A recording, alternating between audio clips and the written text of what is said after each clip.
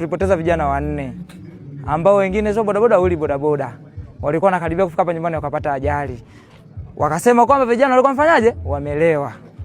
Tukalipokea tukasema sawa, uenda vijana wetu ilikuwa ni hivyo. Haya, leo hii mwezi hujaisha, hata wiki 3 bado. Tumepata vijana tena wangapi? 2 wanakaribia kufika nyumbani. Wamefariki, wamepata ajali. Wenyeji wanafariki, wageni wanabaki. Tunawaza sisi wengine tuhame, tukimbie tuende sehemu nyingine. Na sasa hivi kuna kamsemo ambako anazungumza bado 4. Sasa tujaelewa hao 4 ni nani na nani ambao watakaotangulia tena. Sasa sisi tumeona tuweke tu mkazo kwa hichi kitu ambacho kimetokea cha wenzetu 2. Tunawapenda na tunawathamini. Nafsi zinauma. Sasa tumeona tuwaachie wazee na wenyewe waende wakazike. Na kama kuna kijana yeyote atajitokeza kwenda kuzika ili lungu, yani mimi nitabaliza naye. Tumeshaweka mkazo. Hii hapa kwa kweli tumechoka na tumeshindwa. Jumatatu kama ya leo tulizika vijana 2. Jumanne tukazika vijana 2, jumla 4 kwa ajali ya bodaboda. Ikaonekana kwamba labda ni bange, pombe, tukasema sawa. Leo hii tena kwa ajali ya gari, sio pikipiki wala bajaji. Tunazika tena vijana 2. Nguvu kazi tunaowategemea kwa ajali ya gari. Kwa kweli kwa kijiji cha Milala tunaomba serikali iangalie upande wa pili. Najua serikali haiamini uchawi. Naamini kwa sababu ya nini? Muda uliotokea ni saa 9 kwa saa 9. Sasa najiuliza hapo hii ina maana gani? Hii saa 9 mara makaburi wamekata upande, msalaba upande.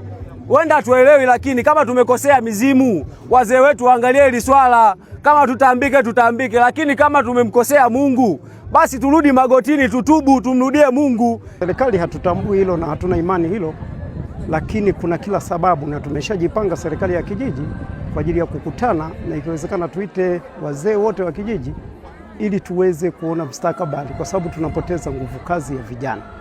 Huu ni ukweli usiopingika. Kwa sababu leo ni siku ya 14. Ndani ya siku 14 tumezika vijana 6.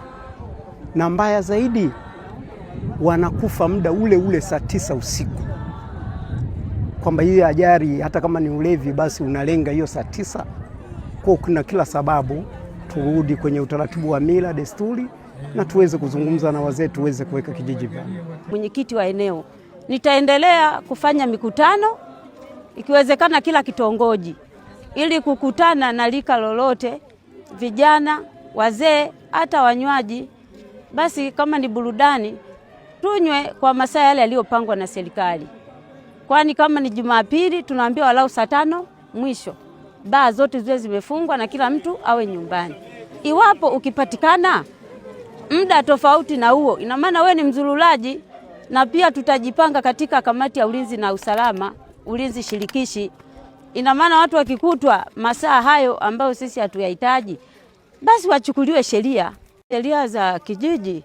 Ninavyofahamu mtu anatakiwa hata kama ni vinywaji, tunaruhusu kwa siku za kawaida mtu afungue kinywaji kuanzia saa 9 Jumatatu mpaka Ijumaa.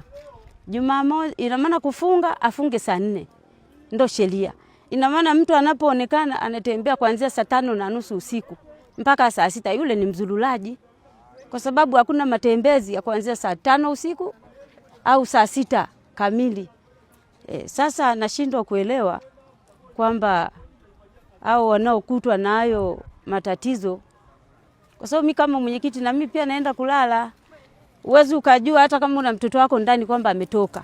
Kwa hiyo mimi wanajua vijana wangu na wao wamepumzika, lakini ndo unakuja kuambiwa muda ambao sio rafiki kwamba. Kwa hiyo mimi nitaendelea kama nilivyosema, kama mwenyekiti wa eneo nitaendelea kufanya mikutano ikiwezekana kila kitongoji ili kukutana na lika lolote, vijana, wazee, hata wanywaji. Basi kama ni burudani tunywe kwa masaa yale yaliyopangwa na serikali.